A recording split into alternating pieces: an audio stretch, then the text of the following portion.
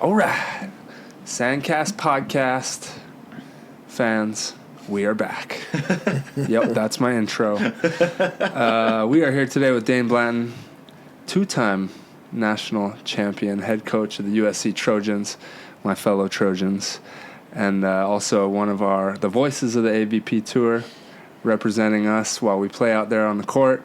And a two-time SANDCAST guest, which is maybe the most impressive. It's hard. It's hard Not to get many in people twice. come back.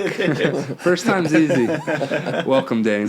Thanks for having me on. It's fun. We were, talking before we just got started, and it's been what, five years? Yeah, Since maybe the last time. Yeah, maybe. Something like Four. that. Because it was pre-COVID. when you had I think just gotten hired. You were like freshly hired at SC. I was. Yeah. Okay, so that would have been summer of 19. Okay. So, maybe not as long as I thought, but... 2020 is kind of a time warp. It's like it almost didn't happen. Yeah. I agree. It's been a crazy time, and to be hired in the summer of 19 and then get ready for the season, and then the season get canceled. Man, yeah. Oh, man, a week and a half in was such a bummer, but better early than late for sure. And then, when I sat down and took inventory, it really was good timing for us, because we got some players for another year, Right. which it just kind of put everything on hold and shifted everything a year. And so it was amazing. I thought we had assembled, I thought the team we had the last 2 years was without question the best team that has ever been assembled in the short history. It's 2016 was the first year, but to see what the players have gone on to do within the 3 months after winning a national championship. Crazy. I mean, it's crazy for Tina Graudina to win in Fort Lauderdale, and with Hailey Harward for winners for the first time on the AVP, and then Julia Scoles after I don't know if you guys saw the final in Fort Lauderdale, but she was throwing up in the rest area. Yeah. I don't know if you saw that. Falling through it. Yeah.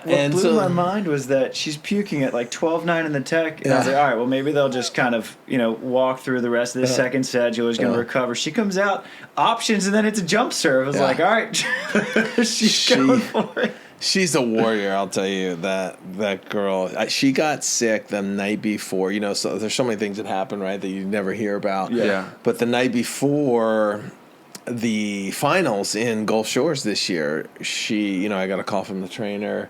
Julia's been up all night, like thrown up and is sick. And I was like, oh man, this is a bummer. How is it going to affect the team? But like the second thought is like, if it were to happen to anybody, Julia's the one you want it to happen. She can handle it. And to see what she did, she came out, did her thing. They ended up winning the championship. Her and Delaney Maple winning the final point that clinched it on her court, which is always exciting. Right. Whoever clinches it. But to see her come back the next week after Fort Lauderdale and then win Atlanta, do you know what I mean? In terms of being depleted, and you could attest to playing in both of those because you guys won Lauderdale. And then we sucked in Atlanta. Right, but just the two were probably the most grueling domestic. Heat-wise, humidity, and so... And it's crazy. And now I just talked to Julia and Hailey this morning, and they go over and win the World University Games in Brazil yesterday. And they've blown, expectations that I had this quick, because it's so cool when those girls come to you and they say, hey, we want to be prepared to play professionally. And so you do your best to be a part of it and help them get to the next level. And so it's like, you're just proud when you see them out there representing and just killing it. It's something special, and try the tradition over there at SC, and it's kind of a whole new era as well. The new president of the university 2.5 years ago new athletic director, and they just kind of revamped the whole department. And you see what they're doing with the football program. Yeah. They're not afraid to try to bring in the best coach they could. They're trying to get the best players. And I don't know if you guys have been to a football game yet, since they redid that tower in the Coliseum. No, I don't think I have. So there's a side. The Coliseum used to be kind of just. Yeah, I know they built the whole one. That whole one side they call the tower. Yeah. Oh, that's the tower. And okay, that's like a $300 million project. I might have been there once when it was there. Yeah, it's beautiful. Yeah, it's the sick. suites. The president's got this huge suite for entertaining, and the AD, and there's a lot of people that it's like you're in the nice suites. And I went up there in one of the games, and it's cool. It's I'm having a blast, and it's fun to try to help players. If you can be a little piece of their puzzle to help them do well. And now we lost 10 12 players because they were seniors, and now we got 10 new players, and so we're kind of taking inventory to see what we have. But that's awesome. It's a blast. It's so cool. That's like when I was at SC, it feels like you're in a professional athlete breeding ground. And then when you play beach volleyball, you're like, oh, it's never going to be that good again. It's not like go pro and it's going to be amazing. You're like, no, that was it. You bring up a great point, and I tell the girls that all the time. It's the one sport where when you turn pro, you're kind of taking you step go all the way down to the bottom, really and you have to build it up by yourself. It's crazy because, like you said, it's like you're a professional athlete. You have a strength and conditioning coach. You have an athletic trainer. You have a nutritionist. You have a sports psychologist. State-of-the-art weight room. Masseuse. Everything. Everything is there, and people, your trips are planned for you. Yeah. You're just, you show up, kick ass in the class, kick ass on the court. That's all you got to do. You're good. And everything else, there's someone to help you in every aspect. And so some people take notes during those 4 years, and some just are kind of on cruise control, right? But you want to take notes because when you become a pro, you hire your own coach. You hire your own sports psychologist. Your whole deal. And with. Who is it? Do you still work with Mikkel? I'm still with Mikkel, yeah. And wow, he's had quite a year with the really. athletes that he's touched. I just walked up in there yesterday. Yeah. And Kalinsky and Hughes were working out. I was like, what, you need a name on the pier to get in here now? Or what? He's like, I got 5. Yeah, that was cool. Like I saw him down on center court after you guys. He sprayed me with champagne while I'm in the leg press yesterday at his house. I just posted on Instagram. I was like, I'm not even gonna be mad right now. Like, this is just Mikkel's. He's still celebrating. His dojo. He makes sure you celebrate when you show up to his house. So and he doesn't drink. He doesn't like alcohol, but he makes sure to spray a bottle of champagne when you show up after a win.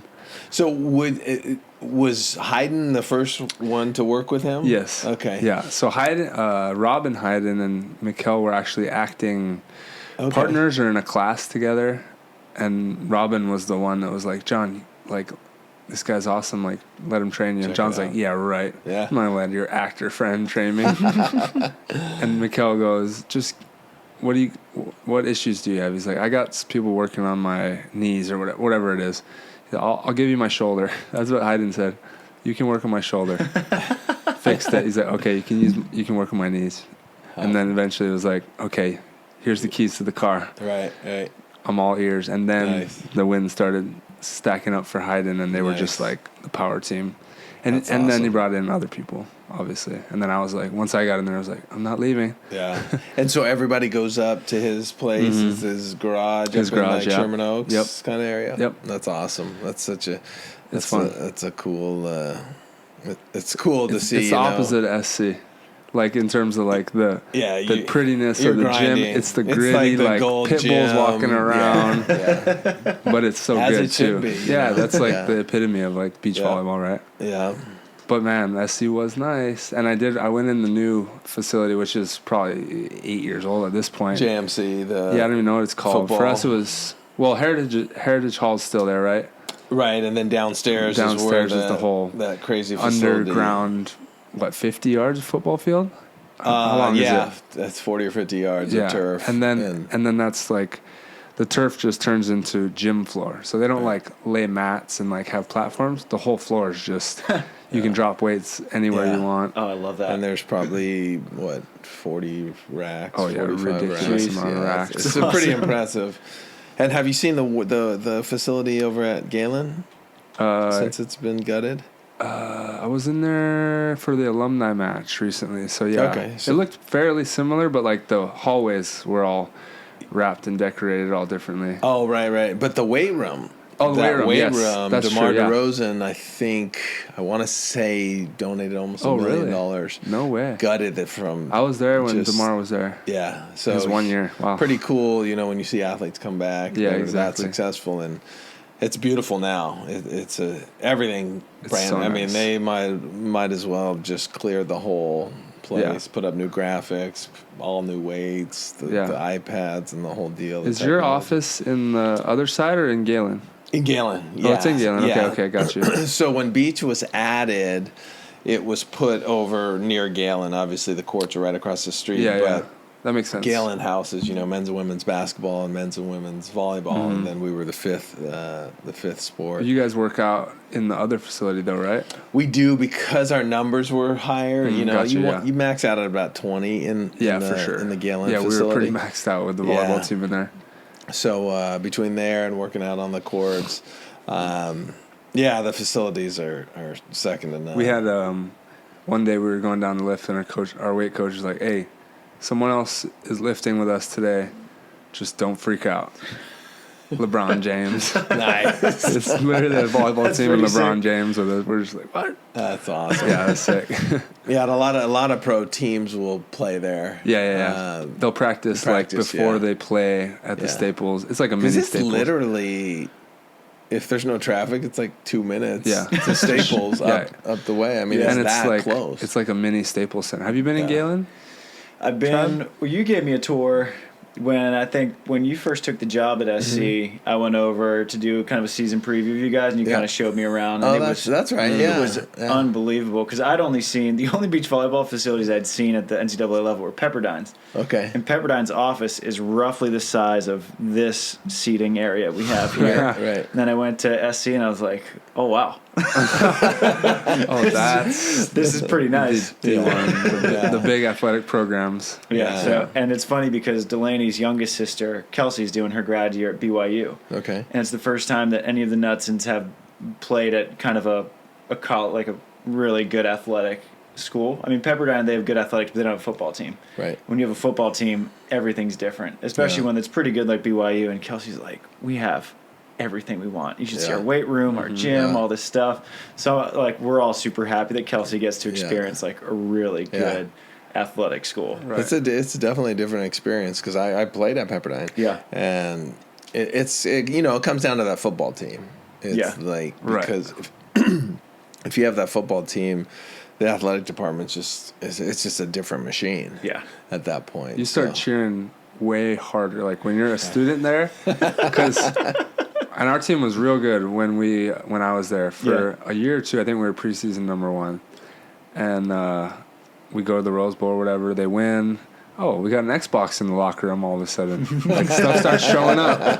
They're like, here, we'll give you guys a little piece of it. Yeah. Every player got a whole goodie bag, but you guys can have. And so it makes you cheer even more. You're like, oh my god, this football team has such a crazy impact. If the football team's doing well, the department's usually doing well. Yeah. And this move to the Big Ten is such a big move. I mean, the NCAA is really taking a back seat, starting to peel back a lot of the regulations, and they're leaving it up to the conferences. And so, if you're football, I mean, you want to be in the SEC or the Big Ten, because that's where the major deals are, television deals. And it was a power move, USC has, I think, after the Pete Carroll time, we got a taste of like, hey, it's nice to be on top, and it hasn't been where some of the alumni believe it should be, and so there's a full commitment to get back there, and it's pretty cool. I think they're 7 now. 7. We look pretty good. And, they look good. I haven't been to a game yet. I might go this weekend, but.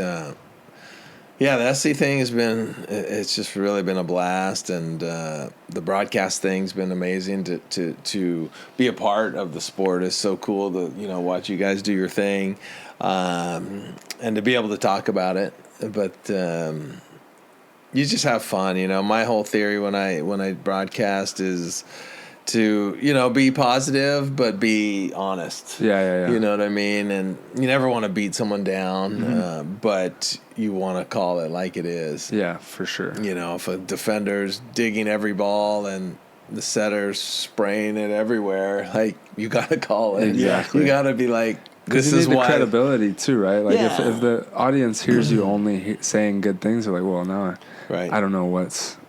And then it dilutes the value of a really good play, too. Right. If everything's spectacular and amazing, when something actually spectacular happens, you're sort of diluting the value of that. So I think that you and Cam have great chemistry, because she does good with like the color stuff, and I think you do such a good job of breaking down the game in both a user friendly way for just your average beach volleyball fan, but as a player. I like it, 'cause I'm sitting here and like taking notes from Dain Blanton. Yeah. It's fun to break it down, and like you see so many different things, and you think of so many different partnerships, and I think that's I think where we're at in the United States, like for teams for Paris, it's interesting. There's a lot of... Good luck picking it. What's that? Good luck picking the teams. No, I know, but like you look at like some guys that haven't really even touched the international game, like a Benish or like Partain. And you're like, oh, what if, they fit with this person or that person? And how much better could that team be? So... It'll be interesting to see. It's interesting looking, especially on both sides, because we did lose April and Alex. Like, we don't know if they're coming back, when they're coming back, or whatever. But it's just like a fresh slate this year, and it's like the top is for the taking, and nobody's really like fully taking it. Because internationally, some people are doing well. Domestically, other people are doing better. Yeah. So it's just, I think it's more exciting. I'm kind of biased because I'm a part of it. But, like, we got really used to, okay, Phil's the best player in the world. Right. Let's be honest. And he's still kind of baller as hell. God, go away, Phil.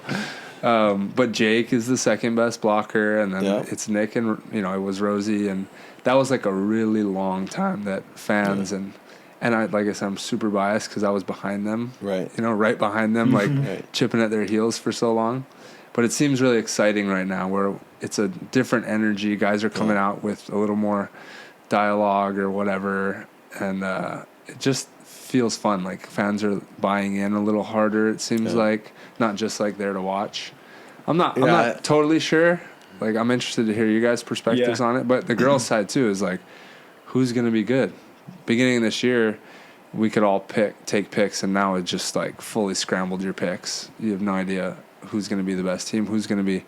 Everyone's picking Taryn and them to just smoke everybody, Taryn and Kristen, but they had some struggles as well. Yeah. Well, I think traveling internationally, this is the first year they've done it, and that affects people in ways that I don't know anybody can really anticipate. And I think Kristen and Taryn were, I haven't talked to them about it, but I think they were just kind of tired. Yeah. Because they played. Oh, they had a heavy summer with a lot of travel. Going to Turkey. Yeah, you finally did a full year. Yeah, when I did it, I was like, okay, I get why Tri was really tired a lot. And I had this new sense of empathy. So Kristen and Taryn, a lot of people were like, oh, they're just getting fists, like this sophomore slump. People are figuring them out. I was like, I think it's just the different workload. Exactly. And I think that once they adjust to it, I think they'll be fine. But I think the women's race is like, it's a race of 5 teams, really. And the guys, I think, is sort of you and Trev, Cam and Theo, and the Taylors, and then sort of the field. I don't know. I think Andy and Miles Partain are probably going to start playing some international stuff. But Partains says he's still going to go UCLA. Yeah. Mm-hmm. So I don't know how, like, he's going to take some time off when he can to play international, but you can't qualify for the Olympics by doing it like that. But yeah, I think you could put him in the race if he did. Yeah. So it's interesting. I'm curious on your take because you've been a part of the USA program as a player where you pick your own team. Yeah. Right. You and Fonoy chose yourself. Yeah. But then you're also a coach at USC where you have a lot of direction in who plays with who. Mm-hmm. And I know that there's a lot of debate on how if a federation should start picking teams, but as someone who's been on both sides of it, it's a delicate balance. Oh, that's a good question. Yeah. Before we get to that, I just wanted to comment on what you were saying about the field. I think it's the first time in 15, 20 years where there's no guard. Like, there's always been a guard. Yeah, that's a good way to put it. And the guard was Phil. Yep. Phil and Todd for a while, and then, Phil, and then when Jake came on the scene. And I think that was like the 05, 06 kind of thing. It was a long time. All the way up. All the way up until now. And then on the women's side, it was Misty and Carrie from, let's say, 02. Yeah. All the way up until, then it was, until 12. Yeah. And then enter April. April playing with Carrie in 16, and then April playing with Alex, who established themselves far and above the next. And you knew if you had to win a tournament, you had to go through that team. Right. If they were there, you had to go through. And usually on the men's side, you had to go through Phil or Jake, like you were talking about. And I think this is the first time, almost on both sides, where it's like almost a reset, where it's like, all right, who's going to be that guard? Who's and gonna go take it? Yeah, and be the like that team where you're like, okay, if I want to win a tourney, I got to go through. And like you guys, I think, are establishing yourself. You're winning 3 of the last 4 tournaments. That's not easy to do, especially with how strong the athletes are. So I view it as that. Like it's a time where everything's kind of settling in. And then, because what are you now, 33? Yeah. So I always say between 28 and 36 are like the sweetest prime years. And so, I think there'll be an establishment, and then it'll settle in for the next, until you're 40 or whatever. So I think that's up for grabs right now. On the women's side, it's a real crapshoot, I think, on the women's side. And I think I agree with you. A lot of people said, all right, LSU girls are going to do real well. And I think they have. I knew, and I think everyone who knows volleyball knew that there'd be a settling in, and there would be a time when people start, let's try this. It's like forever teams would serve St. John Smith, right? Because they didn't want the Thunder coming with Randy. Yeah. But they realized, like, St. John is like a machine siding out. Right. Do you know what I mean? And sometimes you got to try the big guy. Yeah. And I think a lot of people learned that theory with Nuss and Close, that, oh my gosh, I do not want to run down Nuss's shots. I mean, Nuss is like a surgeon. That's what I call her out there. And then, I mean, it's like pick your poison, because Cloth is a beast, at 6'4", 6'5". She can just crush the ball. But everyone settles in, and everyone scouts, and there's so many cameras, and then you start to work it out. But I agree with you. There's 4 or 5 women's teams, and I think there's less on the men's side. There's, like you said, probably 3.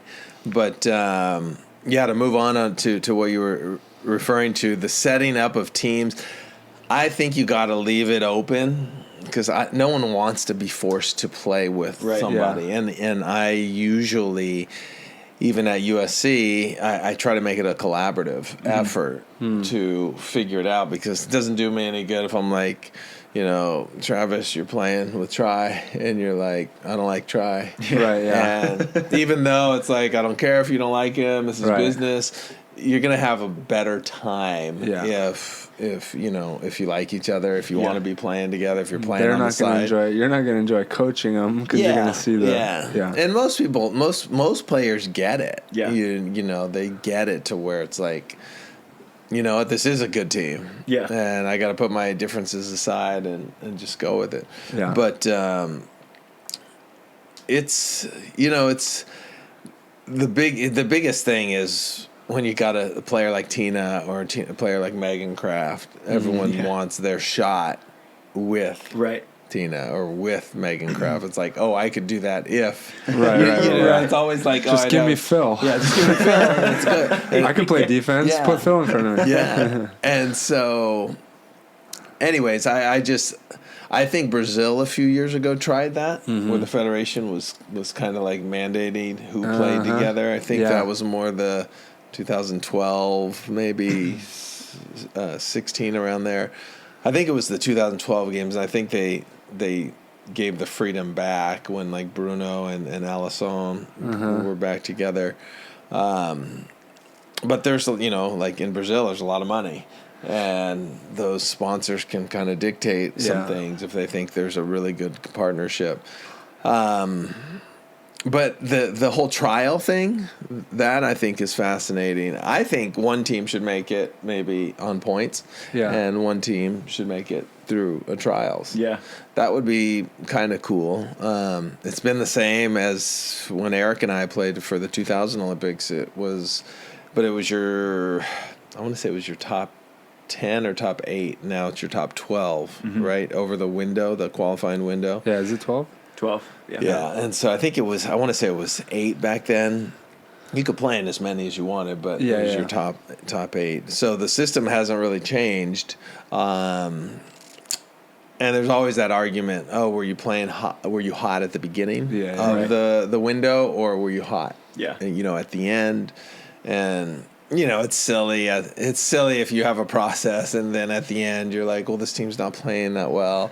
So, I mean, what are we going to do? Like, throw them out? Like, you can't. You got to stick with rules. But I think a trials would be great for one team and a points, because then it'd be like, hey, you had your shot at being the best team on points by traveling the world, or here you can prove yourself. Yeah, here's another shot. Yeah, in this trial. 96 model. That's how they did it. Yeah, we had 3 teams. Yeah. And it was so new. Yeah. And the World Tour wasn't much of a challenge at that point, right? From what I understand. It wasn't it was nowhere near what it is today in terms of depth. Was it even better than the AVP at the time? Like harder? Like if you're going into one of the events, which one do you think is easier to win at that time? One with AVP teams or international? Oh man, I'm trying, because I didn't compete in '96, but I did go to the trials, and the thing is, it was a big issue. Like, how are you going to have the first Olympic Games and exclude Karch? Right. Or Sinjin, or the top AVP players. So that was unique. It was on U.S. soil. You get that extra bid. So you had 2 teams came from the qualification, which were Mike Dodd and Mike Whitmarsh, the second team, and the first team was Kent and Karch. And then Sinjin and Henkel were the FIVB team. I don't know if a team, maybe Brazil in 2016 might have had 3 teams. I think that's the only year they've ever had 3. Had allotted 3. Yeah. Because Ruben Acosta was like, we know that the AVP has the best players, and then we're about to go to the U.S., and that was the first year of the Olympics that happened for beach volleyball, and he's like, I want this to be the best product possible. Yeah. So we can make an exception and have 3 Americans, and ever since then, the quota's been 2. Huh. Yeah, I would like to see that possibly happen. I think it could be really lucrative too. Imagine if you did a series. Maybe it's not one trials. Maybe it's a 3-week series. I think it's got to be the AVP running it. Like, just make it the AVP Gold Series. It could be something like that, and but like, imagine something like 3 weeks back to back, like a Gold Series. Yeah. Maybe it's the AVP collaborating with USA Volleyball, because they have to have some synergy there, which they are doing nowadays. They actually are collaborating. Got it. More than ever. Yeah. Okay. You would know more than we me, actually just had a meeting with the players and Jamie Davis, the CEO, about this exactly. But he said if we run a trial, it's not going to make us money. It's going to cost us money. And if we want to promote the whole Olympic thing, we can't even say the word Olympics and like this, because they get so, NBC gets so. Because they own the rights. You won't even be able to call it an Olympic trial. You won't even be able to say the words Olympics. But so why? That's an interesting angle. Because they own that word, I guess, or something. Right, but I have no idea. I mean, you got to get all the powers that be on board. Yeah, exactly. But imagine all the people that want to sponsor the Olympics. They would want to sponsor the trials. It would be cool to see. I agree. I don't know all the ins and outs. I voted for a hybrid system. Yeah. But most of the players were like, no way, you have to prove yourself. I don't want an AVP team to go. I was like, if it's good for our sport, I'm down. But I completely agree that you need to qualify through the World Tour. That makes sense. But if we can do something really cool for our sport and for our fans, let's go. Yeah. Let's do it. Well, I think there's a couple elements to it. Is that, one, our guys are not guaranteed to get 2 teams. Right, yeah. I mean, we don't. If the Olympics happened right now, we wouldn't have a guys team in the Olympic Games. Right. So, well, that's out of the three event system. Right? Like no matter what system we choose, we still have to follow the IOC rules, which are that you do to qualify 2 teams from your federation, you have to be in the top 18, 17 in the world. 16. Mm-hmm. You have to be in the top 16. Which our women would be fine. I think if, say we took our women as an example, I think right now we'd have 4, maybe 5 teams that would have an Olympic spot. You say, all right, number 1, you're in. The rest of the 4, you could do this hybrid model. I think that'd be awesome. Like, you do have to be in that top to say, I did qualify for the Olympics, because then the last 2 Olympics, you would have been in the race for this little Olympic trial series because you did qualify on points. Right. And you're booted because have a baseline but that would have been 2 of being able to be in the trials even. Right. Like maybe you have to play an X amount of international events. Yeah. You couldn't just show up. Right. Right. And then if you had played, who was the second team? Jake and Casey, and then Jake and Taylor. Say you played them at the finals of AVP Chicago. Maybe that was your trial for the last spot. And we just call it that. Or that one match is the trial. Or you just use the Gold Series points throughout that season or something. Yeah. I think it would be a cool hybrid system. Yeah. But we do it's not like USA can just make up its own rules. Like, oh, we automatically get 2 teams in. Yeah, exactly. That's not the case. Right. That's true. But it would be fun. Yeah, it's fascinating. And then I think another topic that is interesting. I was on the NCAA committee, and fortunately we got from 8 teams to 16 teams, which was kind of a long time coming because there's almost 100 teams that have beach programs. This is amazing. And a good ratio, or the ratio I think the NCAA goes for, is to have 20% representation in the championship. Right? So 20% obviously of 100 would have been 20. But it's in the 90s, so 8 was egregiously low. Right. And 16 is great because now teams have a shot at it. And the fascinating thing is what we voted on this year was to make the championship single elimination. And the whole championship? Oh, yeah. So it's back to the 3 days. Okay. Right? But logistically, it's a dream. From a fan's point of view, it makes perfect sense. Yeah. So you have 8 rounds on Friday, and then Saturday morning you have the quarters. Saturday afternoon you have the semis, and then you have the finals on Sunday. Like March Madness. Yeah. And I think, honestly, I think it may, the sport as a whole may become more compelling putting that type of system even at the pro level. Yeah. Because, it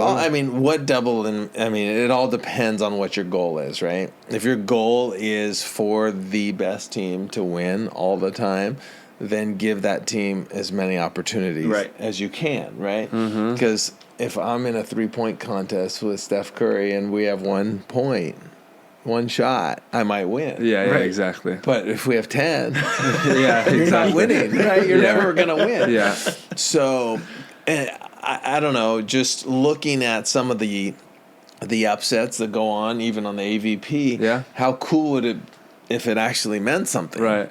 You know, like it's basically like the AVP championships that they're calling Phoenix the championships. Right. If that's actually the championships of the whole year. Yeah. And that's straight up. I mean, as the 1 seed, you always hate it, right? Mm-hmm. Why? Well, because usually you feel like you should be put in a better position to win that title, or it should be something based on throughout the whole year, not. Oh, right. Because that's the hardest thing to do, is to get that 1 seed by the end of the year. Yeah. Not to win the one tournament necessarily. Right. Carissa Moore, one of the best, second best surfer of all time, female. They just switched the system for the WSL of surfing. Okay. And she's the 1 seed going into the finals. Every other year in the history, you win the world title already. It's yours. Now they switch it to the finals where 4 seed plays the 5 seed. 5 seed surfs against the 4 and 3, and you just work your way up to the 1 seed to see if you can steal her world title, basically. Right. And she did it this year. The 4 seed went up, took her world title. You don't have a world title this year. Even though every other year in the history of it, she would have had her world title, 7, like, GOAT status. It's tough, but that's what they did it for, that purpose that you were talking about. Yeah. Entertainment value.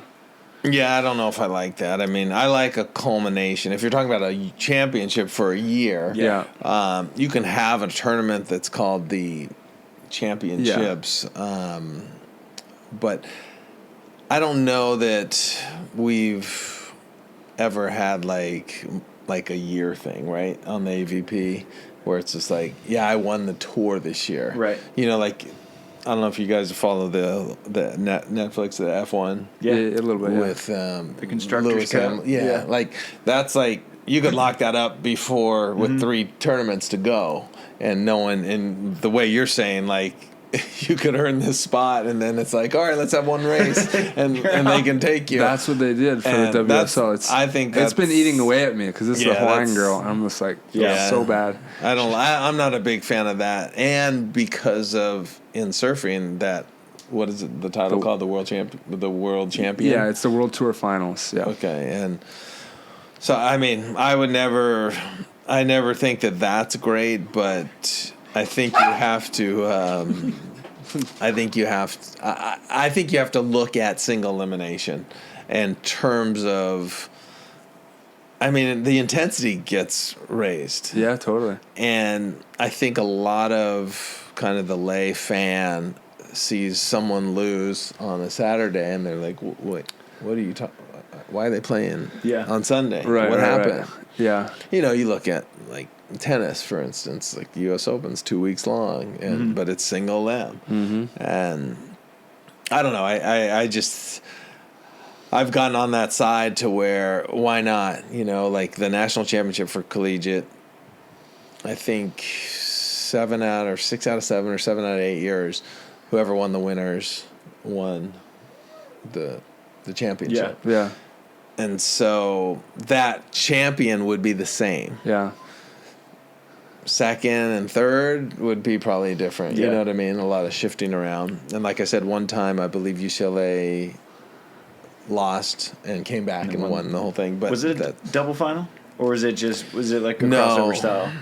Crossover. Okay. Well, I think once you get to, there's going to be a winners bracket finalist in the final, and then there's the losers bracket winner gets in the final, and at that point, the loser can win. Yeah.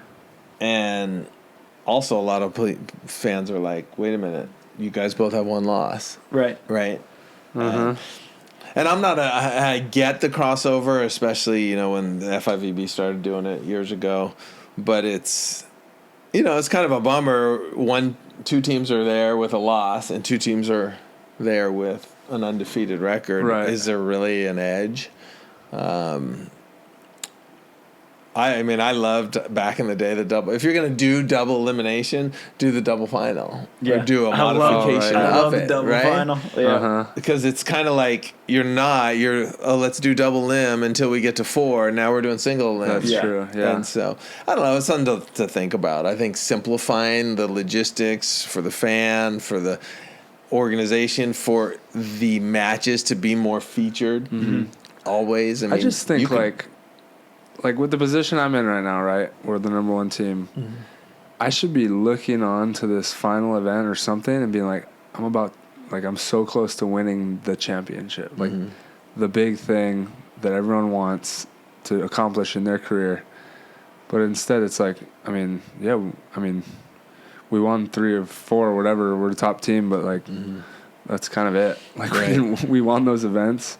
There's no like championship. Like there's no ring at the end. There's no, and we have Phoenix, but it doesn't have that prestige yet. It's just Phoenix. Just like it's almost like an exhibition they threw on at the end, or another team they threw on at the end, and you get to start in the quarters or semis. Yeah.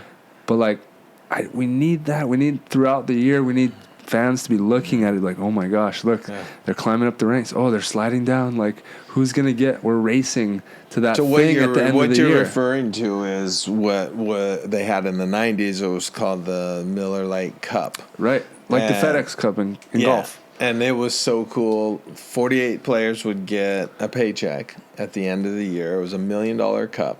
First place would make $100,000, and if you were first and second, second was like 75 or 50. So, if you were the same team and you had the same record, you guys would split the 175 or whatever it was. But it was so cool. Even at the bottom, you were clawing and scratching to get in the top 48 because 49 got nothing. 48 got like $6-7 grand, something like that. So that was a Miller Brewing thing back in the day. And but at the end, it was like, who's the Miller Lite Cup champ? Yeah, like you're saying, exactly. And it's that culmination of.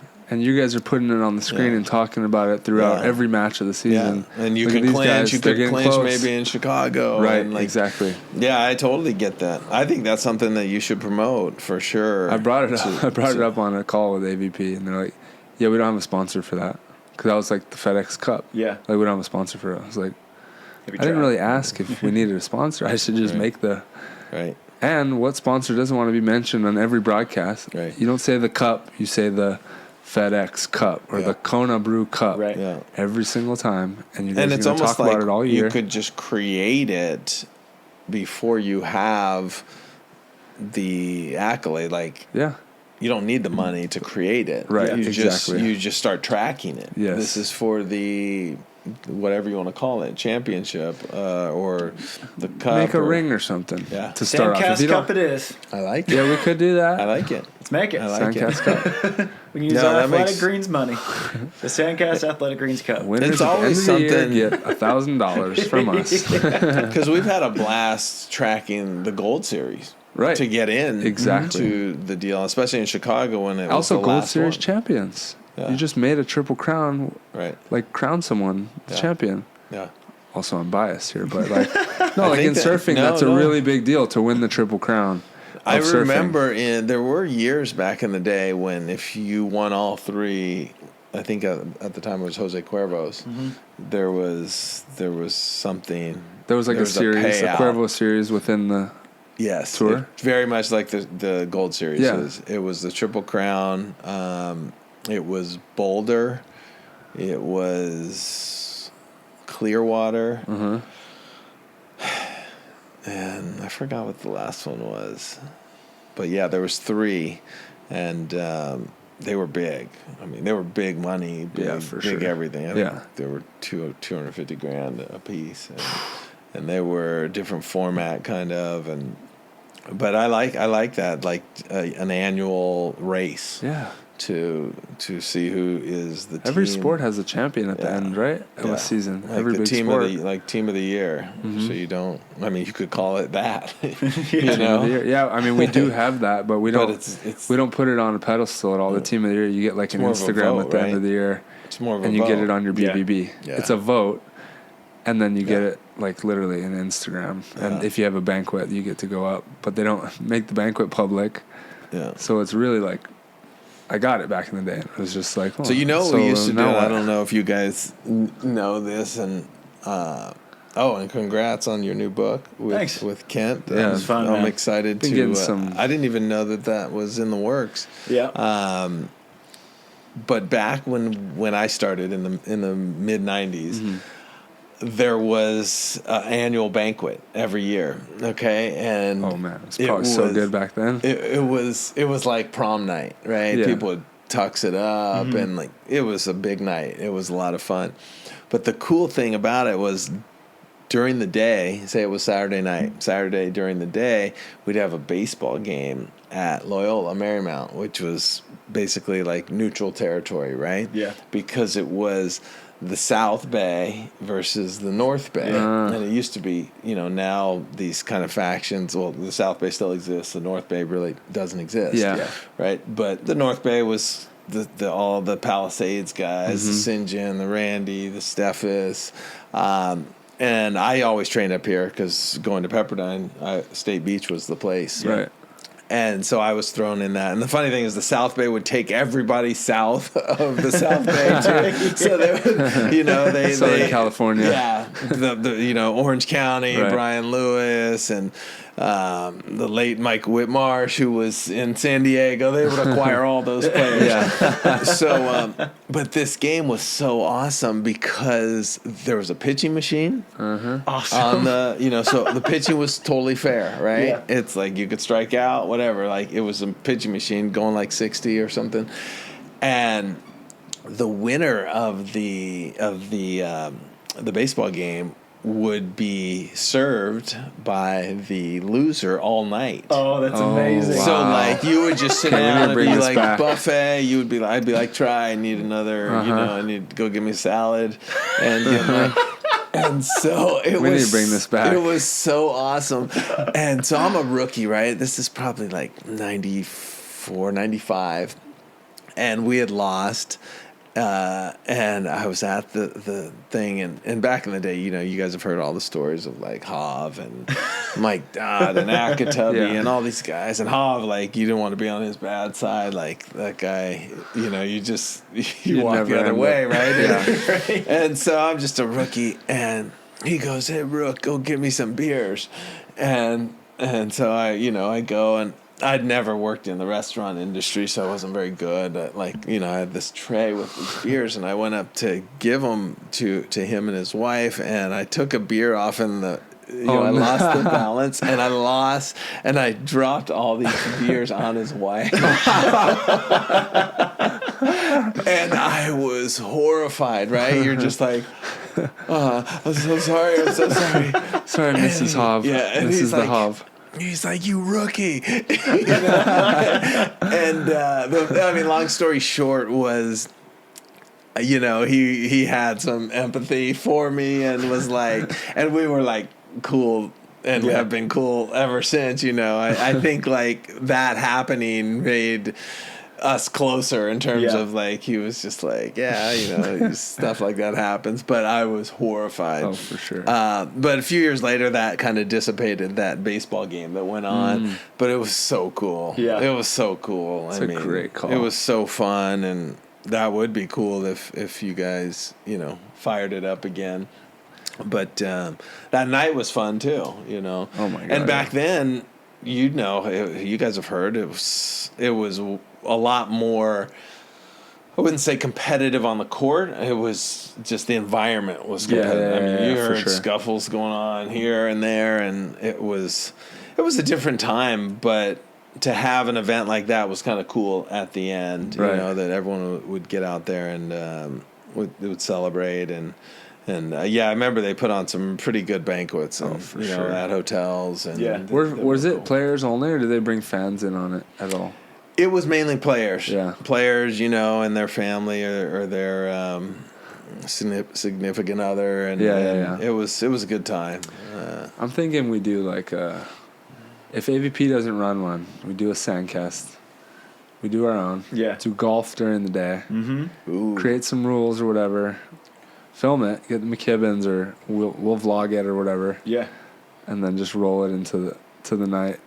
That's a great call. Like, and then the golf thing is a great call. And then you sell table space, so people, because we probably don't have the funds to run a great one, but if you make people buy a table and they get to sit with 6 pros at their table, And now everyone's pitching in, donating money, but they get to come and be a part of the banquet and own the table or whatever you want to call it. Yeah. And now we got some funding. Got a lot of ideas going on here. I like it. I think that would be solid, the golf thing, because I think so many more players golf, you know, and they do it on a more of a regular now. And, totally. And you score it, and you have that winner and loser. Whoever maybe, loses, something like that. I like that dynamic. Yeah, I went golfing with Andy and Selila Tucker the day before we played Laguna, and then they ended up winning, and I was like, all right, boys. Golfing before every tournament from here on out. Nice. Tell Trevor that. Where'd you guys play? Harbor Park. Okay. It's like right between Long Beach and PV. Got it. It's just a little 9-hole course. It was pretty funny. They do fivesomes at Harbor Park. It was hilarious because it was me, Andy, and Leela. Slow or is it?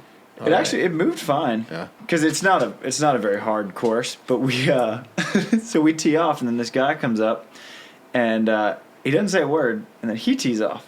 Right. And then another guy comes up, doesn't say a word, and he tees off, and they were like, "Oh yeah, hey, I'm Alvin, I'm Jim," and we're like, "You guys, you're playing with us?" And they're like, yeah. They put us in a fivesome. All right. I've never seen that done before. Thanks for telling us. Oh my gosh, that's funny. Yeah, it was funny, but a lot of players are golfing now, so the golf match might be the new softball. That same baseball day, game. we went down to Laguna that's and right. golf. Me and Creamy. Me and Chris Reams against Trevor and Troy Field. Who won? Thanks for asking. Me and Creams took it. Got him. And yeah, my ugly swing got the job done. Did you like the Barkley swing? No, not quite that bad. I kind of fixed my swing. It was ugly, but like worked, you know.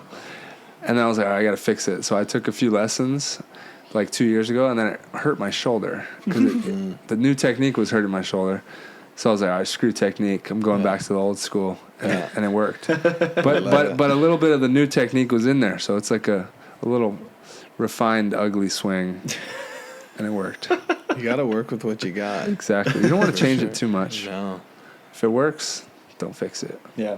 So tell me about that book with Kent.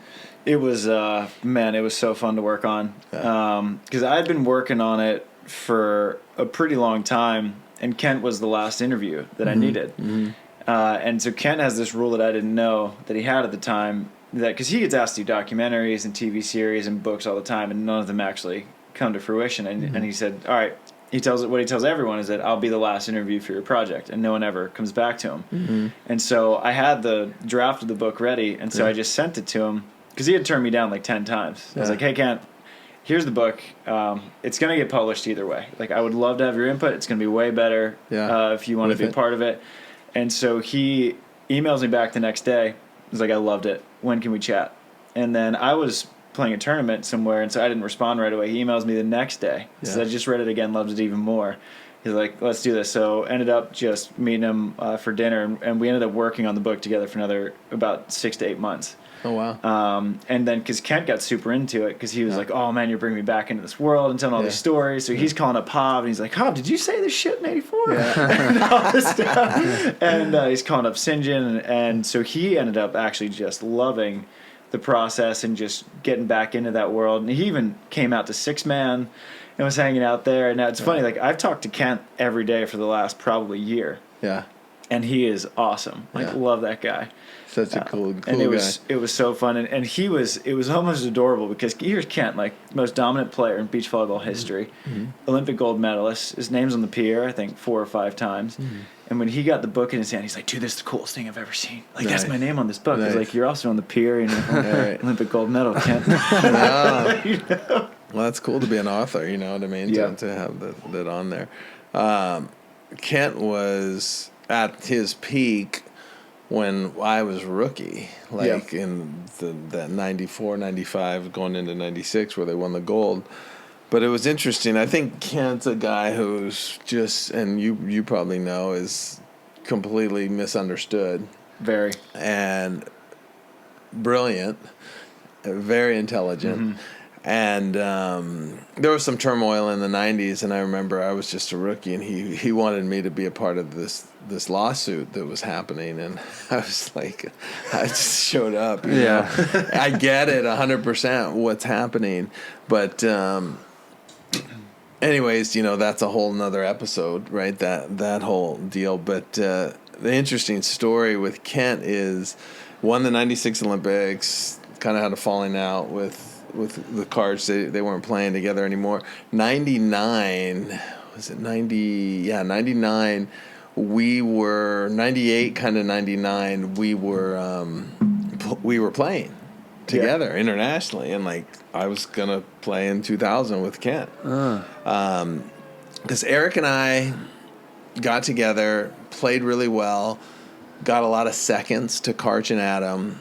Wasn't really, we couldn't get over that hump, so we kind of went our separate ways. I'm playing with Kent. We played in the 97 World Championships, got third over at UCLA. I don't know if you guys ever heard of that. I've heard of that, yeah. That event was serious. Leonard put that on. Yeah, right? Leonard was an amazing event. And I forgot what, it was the end of, I believe, 98 when Kent and Brian Lewis got into a scuffle in the we heard about that on Kent's podcast. And that was serious. Yeah, like there was blows thrown and broken glass and cuts and I think over that off season from 98 to 99 he kind of, you know, did inventory and said like, I'm good, you know. So to start the 99 season, Eric and I have never won. Eric's playing with Whitmarsh. I'm playing with Kent. It's like, let's say it's March. And Kent goes like radio silent. And like Clearwater's the first AVPs in like, say, a week. And then I finally get a hold of him. He's like, I think I'm going to hang it up. You know, this is between 98 and 99. And then Whitmarsh gets hurt. So Eric and I get back together like on a Monday. The deadline used to be like Monday. And like there would be partner shuffles all the way up until Monday. So Eric and I were kind of like thrown back together. That's crazy. And we play in Clearwater. We had never won because we'd finished like second in 98 like 5 times. We beat Karch and Adam like 15-7 in the final. This is regular to win our first one. This is like thrown back together, first week, win the thing. That was the beginning of the window too, right? Opening in 99 for 2000.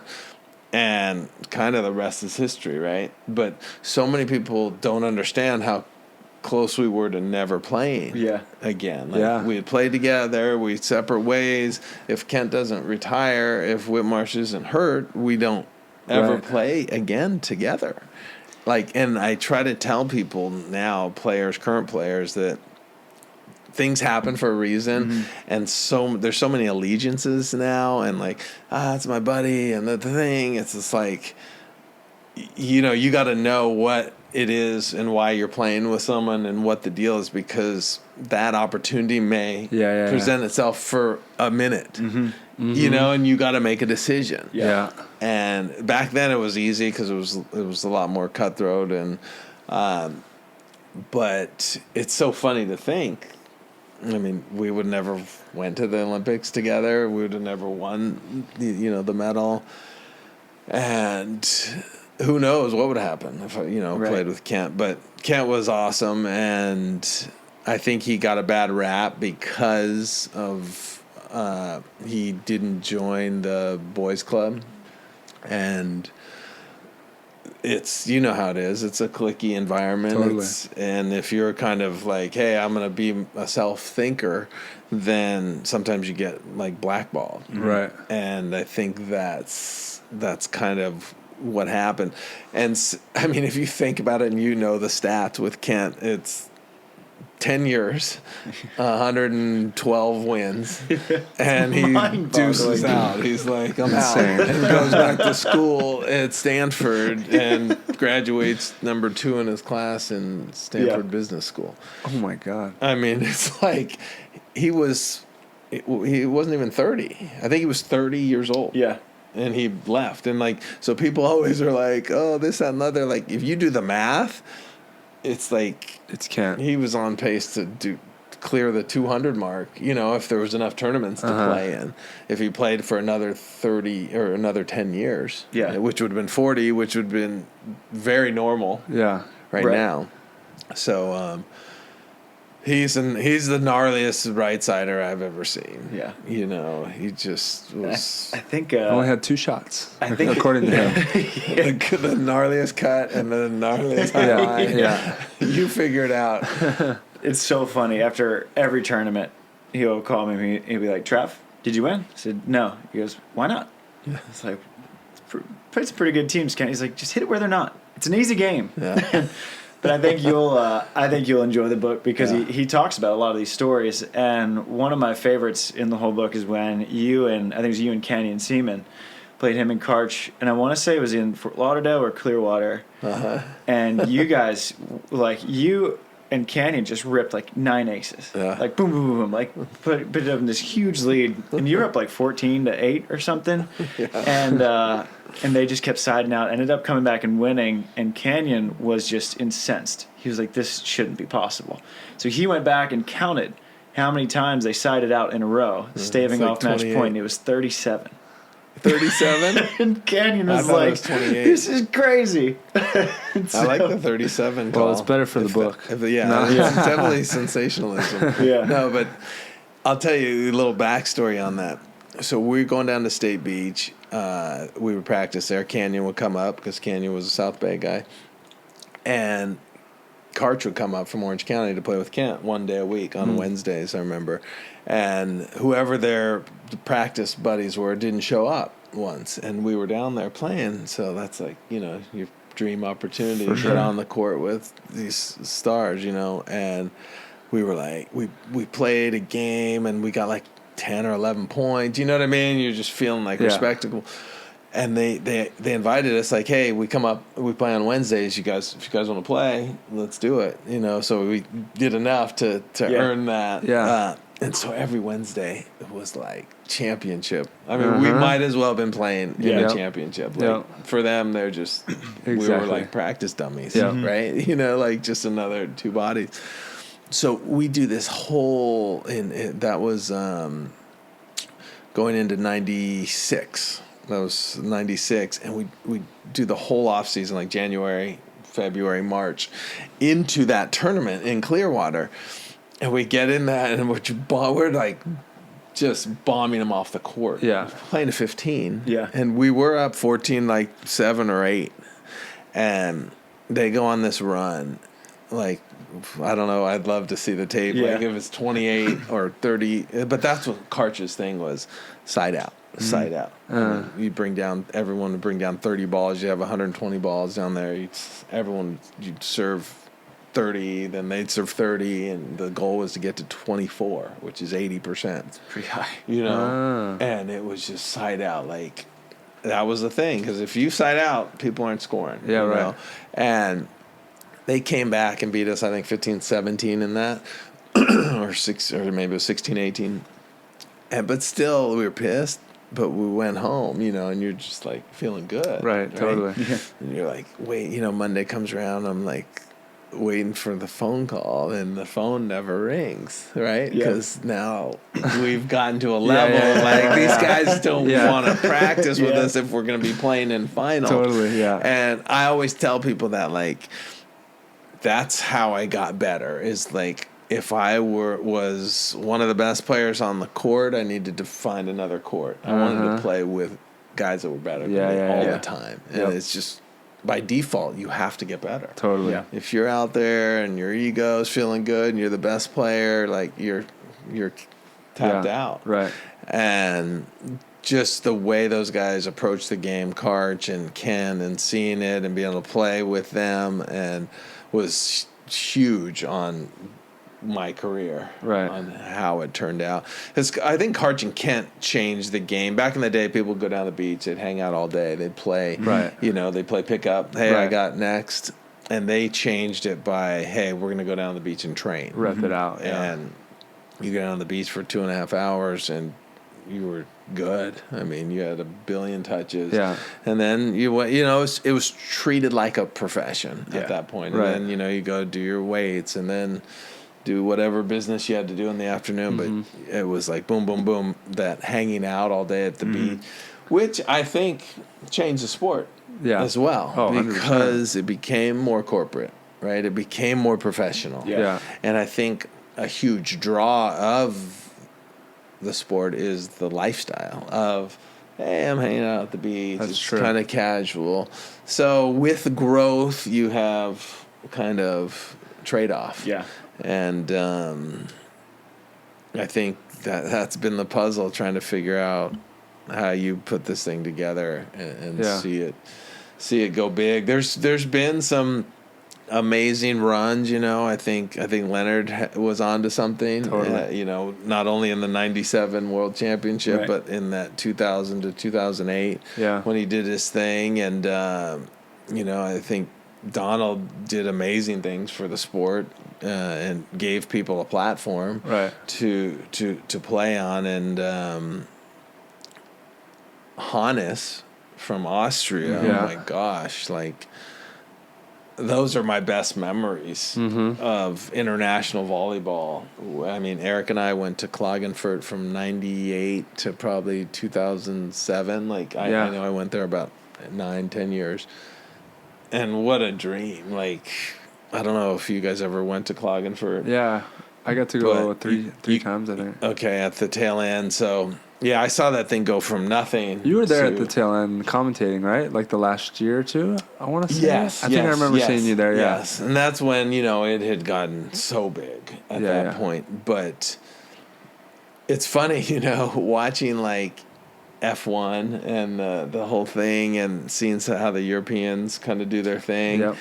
That was his model, the really like white linen VIP. And you get the people there that might not know what event they're going to, but they know they're partying and it's fun. Yeah. I mean, well, look at F1. Like, people show up. Right. Like, how many celebrities are there? And I know. They got me wanting to go, and I'm like, I don't even know. Yeah. Should I go? Everyone's talking about it, so I'll just go. It's I'm almost down. like if they're in Vegas, I'm going to go. Yeah. Wait, why? I don't know. They're doing a good job. Yeah, so what he did was just, I mean, I would always just brag about Klagenfurt, and then when he did the major series stuff, he started doing it in other spots, and it was a shame that these... And it's not all on one person, but these visionaries that have been a part of sport haven't been able to work with the powers that be to collaborate and make something that is sustainable. Yeah. It'd be nice if the sport got to the point to where it was sustainable no matter who was in charge. Mm-hmm. Do you know what I mean? Like, if Adam Silver leaves the NBA... The NBA is not going anywhere. Right, yeah. You know what I mean? And there's one entity. That's the thing with basketball. There's not... FIBA is not competing with NBA. Right. Like, we all just know what it is. The shield is the shield. When we start peeling back the layers, there's just... I'm sure. I honestly don't know. No, but like you said, there's so many different factions. And right? I mean... USA Basketball and the NBA work well together. They recognize the NBA. Right, and USA Basketball has to work with the tour. NBA. Yeah. And they say, like no one's bigger than the Shield, right? Like, the NBA... Or, wait, that's NFL, sorry. Or either way. Either way. It works. Right, either way. No one's bigger than the logo. Right. LeBron could leave. Right. KD could leave in the same year, and Adam Silver could leave. Yeah. League's fine. Yeah. They're going to build up the next guy. Granted, those guys are doing amazing things, and there'd be hits in certain ways, but I mean, the biggest players in it could leave, and it's all. And that's the thing, we've kind of ridden the roller coaster of who that figurehead is, or what entities were at the time. So, well, those are nonprofits too, right? NBA. It's easier. NFL. It's easier said than done. Yeah, totally. But we love talking about it on the show and just do this, that, and this. Like, how hard is it? It's hard, and a lot of people have to make compromises, and But it was a shame. I remember doing the broadcast stuff for the major series, and that was supposed to get to like 8 to 10 Because that's what it's all about, having a series that you can track, like you're saying, like track the points, who's in first, who's doing their thing. Those majors were the best beach volleyball events that there was. By a long shot. Yep. And so, yeah, it's just a bummer that with all the people that love the sport, we haven't been able to figure it out. Mm-hmm. But who knows, The cool thing is that the college system's a beast. Yeah. And you're in charge of one of the best programs. Yeah. We don't want to keep you for too much longer, but wanted to give you the opportunity to talk about this SC team you got. I know it's you've got some turnover. Because this last team, I think I'd agree with you that it's probably the most talented team in the young history of the sport. I mean, it's crazy to look at. I mean, you had Tina, Julia Scoles, Delaney Maple, Megan Kraft, Sammy Slater. The Dorses on 5. It's like, you got an AVP team on court 5. Yeah. Sammy Slater, I always forget about her because she doesn't play AVPs. Right. When she comes in, shows up in college, and I was like, geez, she's a beast. Yeah. Joy Dennis last year, who graduated. It's funny, you get all kinds in college. Hey, I want to win a national championship. Hey, I want to be the best version of myself. Hey, I want to make the Olympics. Hey, I want to be a pro. Right. And it doesn't matter to me, You're here now. We're going to make you the best player possible. But it's funny when you see players with that kind of talent, like Sammy Slater, like Joy Dennis, they'll never probably play volleyball again. And so everyone's got a different agenda. But college athletics, it's a revolving door, right? Yeah. As soon as you get really strong and they're graduating. That's got to be tough as a coach. Yeah, and so you're constantly recruiting and trying to create an environment that the players enjoy. And I think it's cool because there are so many schools that are starting to pick it up and that are getting really, really good. Yeah. I mean, but us, UCLA, LSU, Florida State, Loyola's good, Hawaii, Long Beach, TCU's getting there TCU. There's a lot of teams. Texas is going to start a program. Okay, awesome. In 25, finally, UT Austin. But there's so much talent, and the one thing I hope that we can see is that the sport gets more scholarships. Mm-hmm. So, because right now, if you're... That's coming to a vote, right? Yeah, there's a lot going on at the NCAA level. But imagine you're 7th, 8th grader. You're looking at a vision. What can I do? Okay, I'm a good indoor player. If I go the indoor route, I'm going to get a full scholarship because there's 12 full rides. If I go the beach route, I'm probably going to get a partial scholarship. So... sometimes it comes down to dollars and cents, and you got to make that. And you just want to make it kind of equal access so that the sport not only can grow, but the sport can also become even more diverse. Yeah. And I think it's on the right track, but you're right. From the women's side, the American women are only going to continue to grow and I think start to dominate on a global level because of the training that's happening at a younger age. Because there's so many great coaches out there doing their thing, and players just are at 21 are hitting the AVP and they already know what they're doing. Yeah, it's not this figuring it out. And I think we counted it the other day. I think there was 32. I think it was in Atlanta we counted. There's 32 players in the draw, and I think 23 or 24 of them played collegiate beach. Oh, wow. Jeez. Because, it's just a different, the day of the player that's kind of playing as like kind of a hobby, that in between that's got the job and is becoming extinct because of the caliber of athlete that's coming up. Love that. And then the men's side is going to be a little more challenging. Yeah. Because it doesn't exist yet, and that, it's nice for guys like me. Yeah. There's not. And the girls' side, there's like, wait, who is this now? Just like winning tournaments all of a sudden. We got like 2 or 3 young guys that are like, are really good. But then other than that, you don't have to worry too much yet.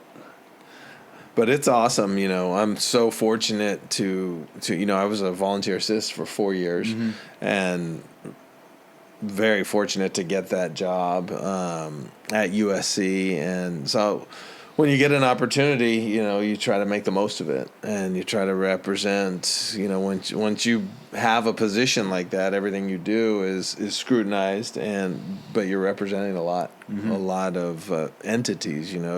Everyone who works at SC, your players, the AD, the president, the university, the alumni, and so hopefully, I've represented them well so far, and hope to do even more cool things. But it's a blast going to work every day. It's so fun, and to give players opportunities, like you're in charge of possibly giving someone that opportunity to get that education and to have that opportunity. And our AD is awesome. He's all about the student athlete. It's about who's the AD now? Mike Bourne. Okay, is his name. He just won like AD of the year. Right nationally.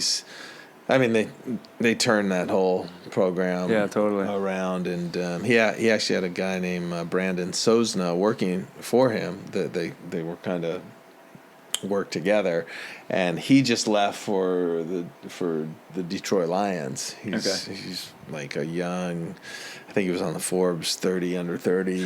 Like he was instrumental in kind of readjusting, realigning the whole athletic department, and getting the football program where it is now, and the conference move, and all those things. And Mike Bone's been so supportive of Beach, and also Carol Folt is the president of the whole university, very supportive of Beach as well. And so we're in a good place, and I think there's a responsibility being the head coach of arguably the top program.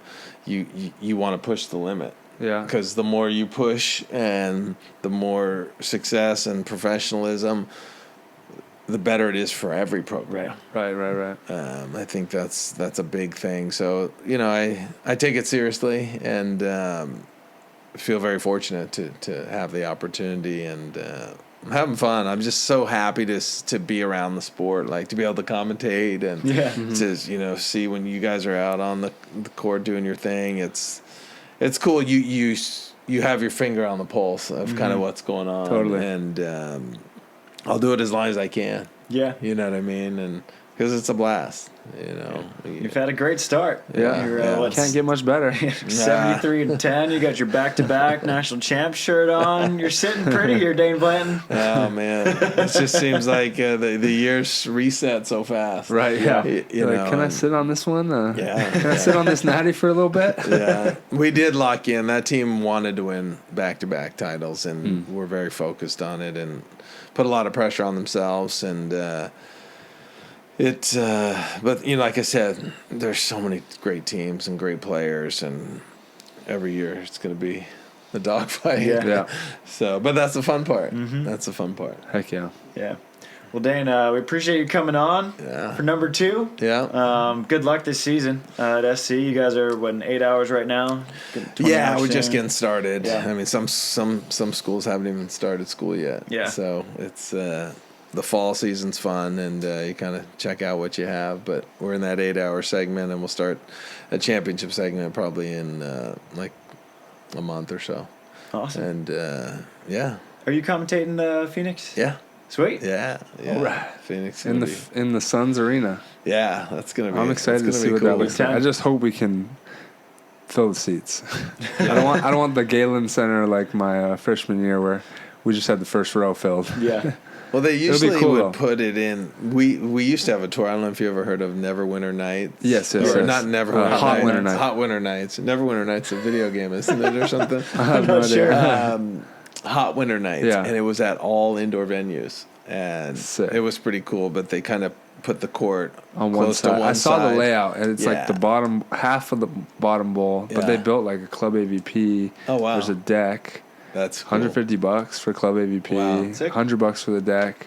$25 general admission. It looks cool on. It's actually Ticketmaster. I was looking at it. You can see the layout.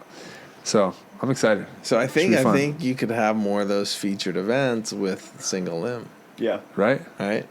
remember everybody on center. Last year, man, the college championships, that first round. I remember because I was flying to Cuba for NORCECA, and me and Tim Brewster were in the Miami airport, and he was just a nervous wreck watching them play Stetson. Because Stetson almost did it. That was in the single elimination portion. And then I remember, there was a significant sort of, now we've made it to the double elim portion. Right. That first round was tense. Yeah. It was like, oh, shit. There was people, I think UCLA dodged a bullet. They won by 2 points. 15-13. And what is Devin Newberry? That was it. No way. In the first round, I bet they pulled it off. Yeah. But imagine that intensity every round. Right. It's nerve-wracking as an athlete, but it's so compelling to watch. Very. So we appreciate you coming on. Thanks, man. Congrats. Hopefully we can do it again in 3 years? Yeah, exactly. Or maybe earlier. We'll just have you back on every time you win a national championship. So we'll set the bar too high. See you in 8 months. Well, good stuff. Thanks for having me on. I appreciate it. Right on, Dain. Appreciate it. Keep it going. Oh, yeah. Of course. All right. Another 4 years. Nice. Shoots.